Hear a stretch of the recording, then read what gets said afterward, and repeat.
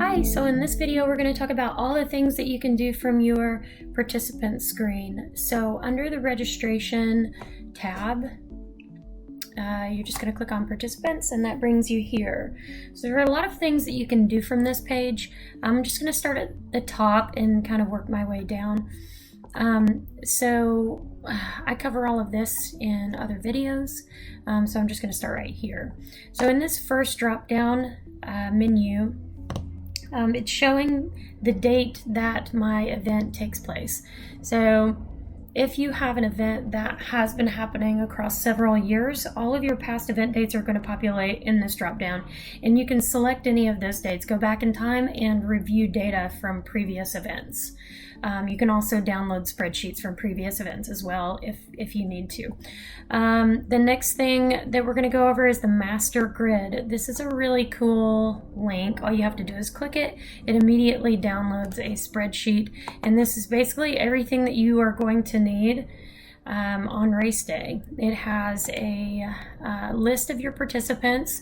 If you've already assigned bibs, it will have your bib numbers over here, gender, age, and which distance they registered for. If you have any questions, all of your questions are going to be answered here as well. If the runner select shirt size or so on, and then if the runner purchased anything, that's also going to show up in this spreadsheet.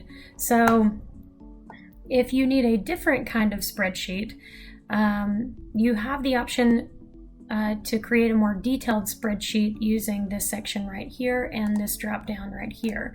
So you've got paid out status, you've got payment, whether they're a credit card, 100% coupon, or manual ad, whether they're in a wait list or they're currently participants. You can select any of your distances. You can download a spreadsheet that's specific to who bought a shirt or who bought a trucker hat, or anything that you've added onto your event. You can download your unpaid participants. That would be the people that you haven't been paid out on yet, so by us.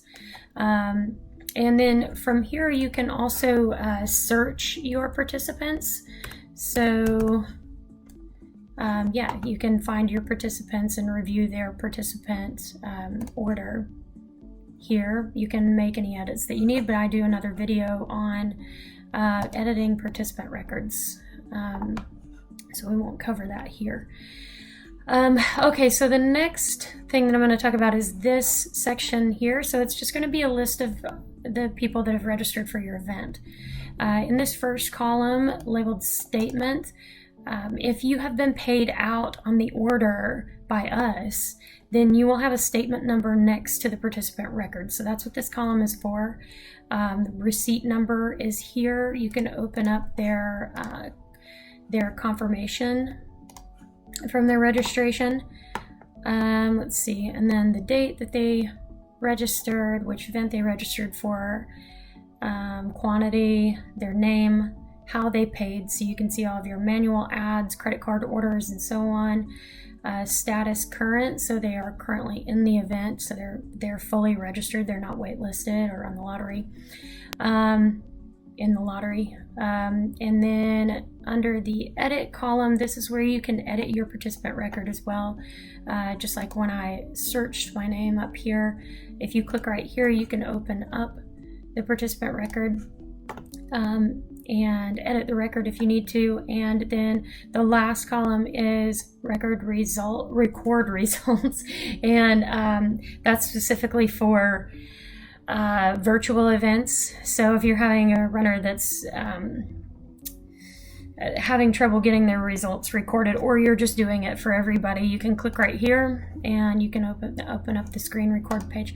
But I don't have virtual enabled on this event, so when it's enabled, you'll have a place to record results for that runner.